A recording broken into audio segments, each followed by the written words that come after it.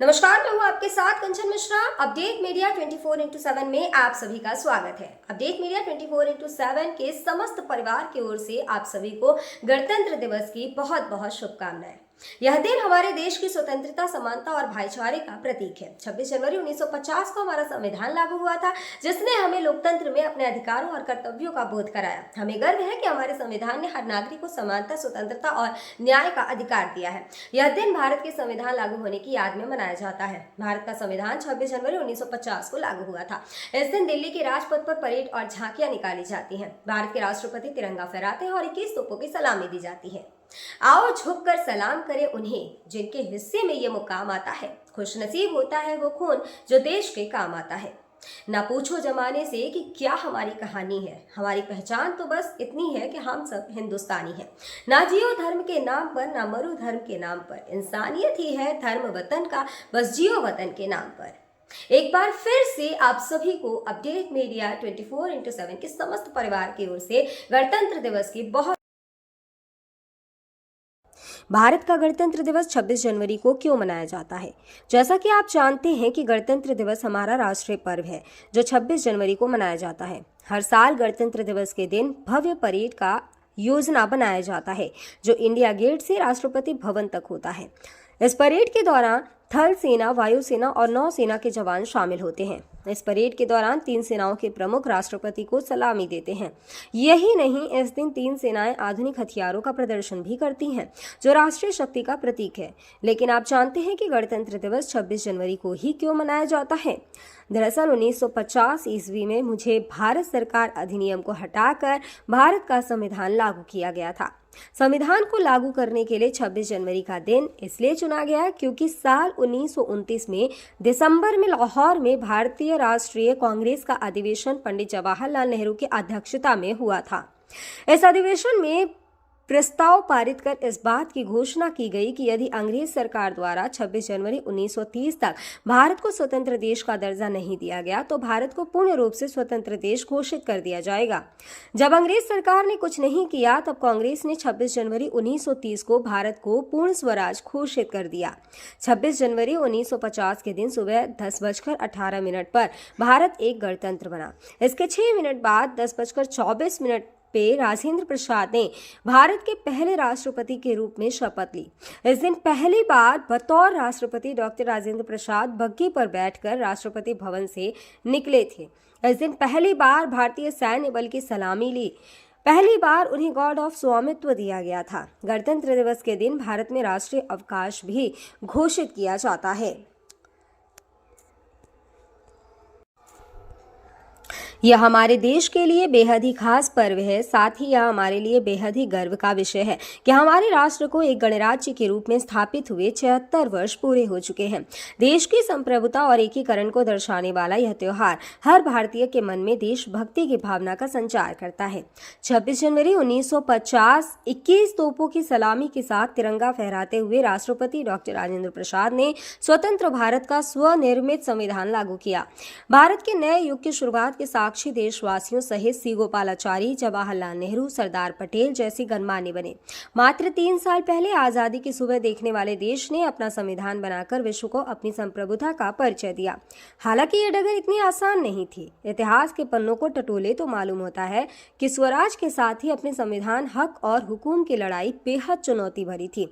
दरअसल अंग्रेजों की गुलामी से त्रस्त देशवासियों को प्रथम विश्व युद्ध के दौरान एक सुनहरा अवसर हाथ लगा जब ब्रिटेन की ओर से मदद की गुहार लगाई गई। भारतीयों ने सहर्ष प्रस्ताव स्वीकार किया और वर्ल्ड वॉर में ब्रिटेन के साथ खड़े नजर आए। यह उद्देश्य के साथ कि उन्हें आगे चलकर अंग्रेजों की हुकूमत से आजादी मिल जाएगी। लेकिन एक बार फिर अंग्रेज अपनी बात से पलटते नजर आए और आजादी के बदले लेकर आए भारत सरकार अधिनियम 1919। इस अधिनियम का असर ये रहा कि देश के कुछ बड़े प्रांत में दोहरी शासन प्रणाली व्यवस्था लागू हुई। इसके तहत स्वास्थ्य, शिक्षा, कृषि जैसे विषयों को भारतीय मंत्रियों के सम्मुख सौंप दिया गया था। वहीं दूसरी तरफ से सैन्य, रक्षा और विदेशी मसले जैसे अहम मुद्दे वायसराय के अधिकार क्षेत्र में रहे। इसके अनुरूप भारतीयों को यह आश्वासन दिया गया कि इस अधिनियम से पड़ने वाले प्रभावों का विषय में भविष्य में आकलन किया जाएगा। अंग्रेजों के इसी कदम ने जमीन तैयार की साइमन कमीशन की। जो साल 1928 में भारत की धरती पर दाखिल हुआ। साइमन कमीशन ने बड़े ही नाटकीय अंदाज में संवैधानिक सुधारों की समीक्षा कर अपनी रिपोर्ट तैयार की। लेकिन अब समय बदल गया है। अब देशवासी अंग्रेजों के बहकावे में नहीं आने वाले थे, क्योंकि स्वराज के साथ साथ अपने संविधान की मांग भी धीरे धीरे देशवासियों के मन में परवान चढ़ने लगी थी। साइमन कमीशन रिपोर्ट के बाद देश भर में जमकर आंदोलन हुए। इसे शांत करने के लिए ब्रिटिश सरकार ने राउंड टेबल कॉन्फ्रेंस का आयोजन किया। हालांकि देश के सभी वर्ग के नेता इसमें शामिल नहीं थे, इसलिए ये एक असफल प्रयास सिद्ध हुआ। लेकिन जहां एक तरफ ब्रिटिश हुकूमत भारतीयों के इरादों को एक बार फिर भुलाने के जद्दोजहद में लगी थी, तो वहीं दूसरी तरफ देश के वीर सपूतों ने अपने संविधान का खाका तैयार भी कर लिया था। साल 1928 में मोतीलाल नेहरू सहित 8 कांग्रेस नेताओं ने एक संविधान का मसूदा तैयार किया, जिसकी नींव 1921 में भारतीय राष्ट्रीय कांग्रेस के कराची अधिवेशन में तय की गई थी। इस तरह स्वतंत्र भारत के संविधान की रूपरेखा सजने लगी थी। समय का पहिया आगे बढ़ता गया। फिर आया गवर्नमेंट ऑफ इंडिया एक्ट 1935, जिसे हमारे संविधान का संरचनात्मक आधार कहा जाता है। दूसरे शब्दों में कहें तो यह एक फाउंडेशन बन गया, जिसके ऊपर मौजूदा संविधान की भव्य इमारत खड़ी हो गई।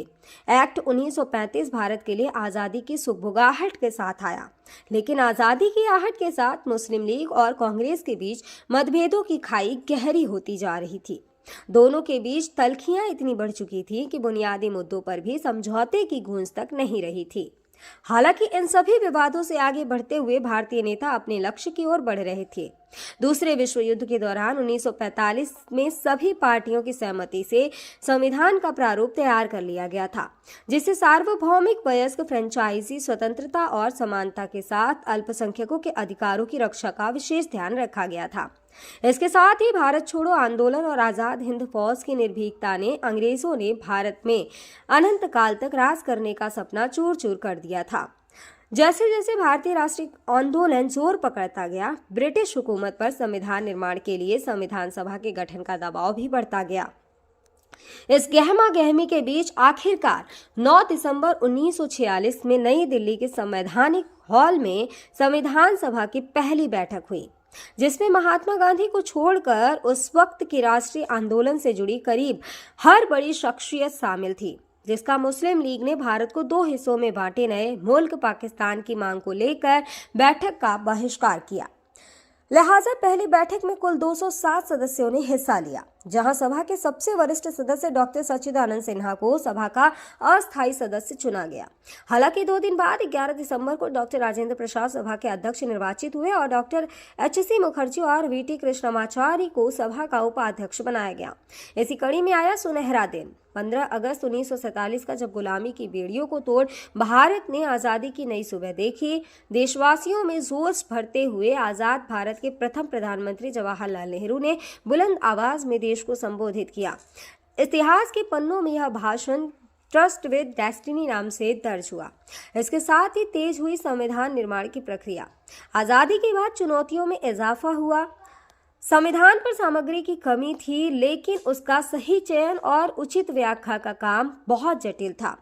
बी.एन. राव द्वारा तैयार किए गए संविधान के प्रारूप पर विचार विमर्श करने के लिए संविधान सभा 29 अगस्त 1947 को एक संकल्प पारित करके प्रारूप समिति का गठन किया। इसके अध्यक्ष के रूप में डॉक्टर भीमराव अंबेडकर को चुना गया। इस समिति में अंबेडकर के अलावा 6 और सदस्य थे। संविधान निर्माण के दौरान कई अहम फैसले लिए गए, जिसके राष्ट्रमंडल के समूह में भारत की सदस्यता, राष्ट्रध्वज का चयन, साथ ही राष्ट्रगान और राष्ट्रनीति का चुनाव शामिल था।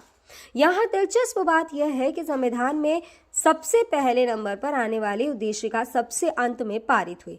संविधान अगर राजनीतिक असंवैधानिक दस्तावेज है, तो पीएमएल एक ग्रंथ को दार्शनिक नजरिया प्रदान करती है। डॉक्टर भीमराव अंबेडकर की अगुवाई में संविधान निर्माताओं ने 60 देशों के संविधानों का अध्ययन किया। 4 नवंबर 1948 को संविधान का अंतिम प्रारूप पेश किया। संविधान तैयार करने के बाद मुश्किल खड़ी हुई कि इसे सुंदर अक्षरों में पिरोकर कैसे संजोया जाए। इस उधेड़-बुन के बीच प्रेम बिहारी नारायण रायजादा का नाम सामने आया, जो कि अपने दौर के सबसे विख्यात कैलीग्राफर थे। उसके बाद भारत का संविधान प्रेम बिहारी नारायण रायजादा सुलेख फॉन्ट में लिखा गया। उसके प्रत्येक पृष्ठ को नंदलाल बोस के मार्गदर्शन में शांति निकेतन के कलाकारों द्वारा अलंकृत किया गया। इस तरह कुल 2 साल 11 महीने और 18 दिनों में विश्व के सबसे बड़े लोकतंत्र का स्वनिर्मित संविधान बनकर तैयार हुआ। आधिकारिक तौर पर 26 नवंबर 1949 को संविधान को पारित किया गया, जिस पर संविधान समिति के 15 महिलाओं सहित 284 सदस्यों ने हस्ताक्षर किए। वहीं संविधान लागू करने के लिए 26 नवंबर को चुना गया, क्योंकि 26 जनवरी 1930 को भारतीय कांग्रेस के लाहौर अधिवेशन में पूर्ण स्वराज का प्रस्ताव रखा गया था। इतिहास में इसे प्रथम स्वतंत्रता दिवस के रूप में भी जाना जाता है। यही कारण है संविधान लागू करने के लिए भारत के प्रथम स्वतंत्रता दिवस यानी 26 जनवरी को चुना गया। 26 जनवरी 1950 दिल्ली की सर्दी को देशभक्ति मात दे रही थी, जब राजगोपालाचारी ने अपने शब्दों में भारत को संप्रभु लोकतांत्रिक गणतंत्र घोषित किया। इसके बाद डॉक्टर राजेंद्र प्रसाद को भारत के पहले राष्ट्रपति की शपथ दिलाई गई। उसके बाद सार्वजनिक समारोह की शुरुआत हुई, जिसमें राष्ट्रपति डॉक्टर राजेंद्र प्रसाद और मुख्य अतिथि इंडोनेशिया के अध्यक्ष सुकर्नो हुए और मुख्य अतिथि इंडोनेशिया के अध्यक्ष सुकर्नो भी शामिल हुए। इसी तरह दिनांक 26 जनवरी 1950 इतिहास के पन्नों में स्वर्णिम अक्षरों में दर्ज हो गया। ग्राम कैथोरा, ब्लॉक जैतपुर, जनपद महोबा प्रधान जॉय सिंह की ओर से समस्त गांव वासियों, नगर वासियों और देशवासियों को गणतंत्र दिवस की बहुत बहुत शुभकामनाएं। और साथ ही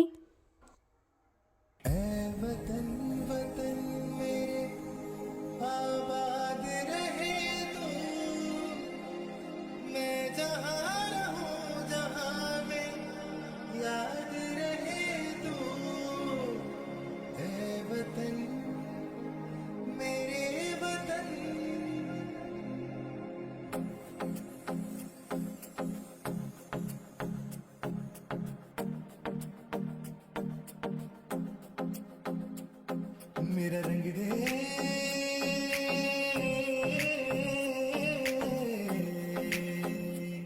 मेरा रंग दे बसंती चोला, माए रंग दे, मेरा रंग दे बसंती चोला, माए रंग दे, मेरा रंग दे बसंती चोला, रंग दे। भारत में एक और बीमारी ने दस्तक दे दी है। ये बीमारी है HMPV। चीन के बाद अब भारत में भी HMPV ने दस्तक दे दी है। भारत में HMPV के 2 केसेस मिले हैं, जिसके बाद लोगों के मन में डर और सवाल पैदा हो गए हैं। सवाल ये कि HMPV वायरस क्या है, HMPV वायरस के लक्षण क्या है, HMPV वायरस से कैसे करें बचाव और क्या HMPV कोई नया वायरस है। अगर आपके मन में भी ये सवाल है तो यहाँ आपको हर सवाल के जवाब मिल जाएंगे।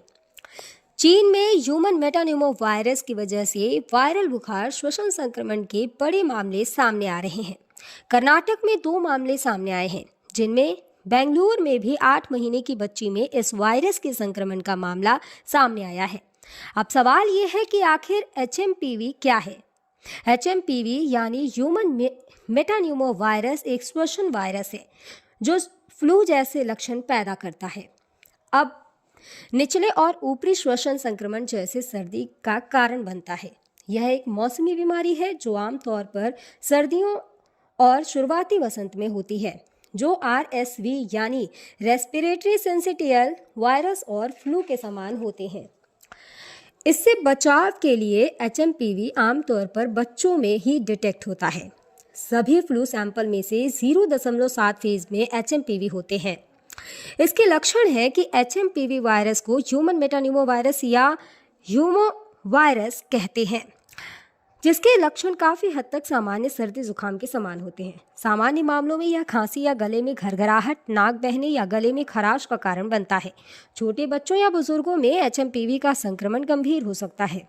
कमज़ोर ह्यूमन सिस्टम वाले लोगों में भी ये वायरस गंभीर बीमारी का कारण बन सकता है। कहा जा रहा है कि इस वायरस से संक्रमित मरीजों में सांस लेने में दिक्कत और फ्लू जैसे लक्षण दिखाई दे रहे हैं। इसके इलाज के लिए ज़रूरी है कि इसमें सबसे ज़रूरी होता है कि अगर आपको HMPV के होने का संदेह होता है या इस तरह के कोई लक्षण आपको नज़र आते हैं तो बिना डॉक्टर के सलाह के कोई भी एंटीवायरल दवाओं का इस्तेमाल ना करें। सांस की बीमारी से जुड़े एक्सपर्ट ने लोगों को मानव मेटान्यूमो वायरस से लड़ने के लिए एंटीवायरल दवाओं का आंख बंद कर उपयोग न करने की सलाह दी है। ऐसे में सावधानी बरतें और बिना डॉक्टर के सलाह के कोई भी दवा न लें। फिलहाल इसका कोई टीका अब तक नहीं है। इसके लक्षण जैसा हम पहले ही बता चुके हैं कि सर्दी जुकाम होते हैं। 2023 में England, Britain, Finland, Australia, Canada, America और चीन में HMPV का पता चला था।